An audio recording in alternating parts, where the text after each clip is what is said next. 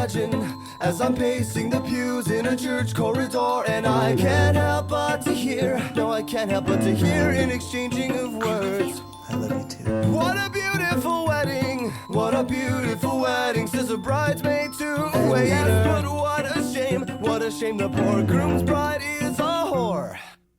I chime in with a haven't you people ever heard of closing a damn door? No, it's much better to face these kinds of things with a sense of poise and rationality. I chime in, haven't you people ever heard of closing a damn door? No, it's much better to face these kinds of things with a sense of, well, in fact, well, I'll look at it this way. I mean, technically our marriage is saved.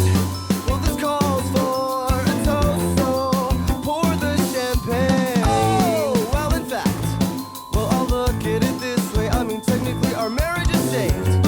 Well, this calls for a toast, so pour the champagne, pour the champagne.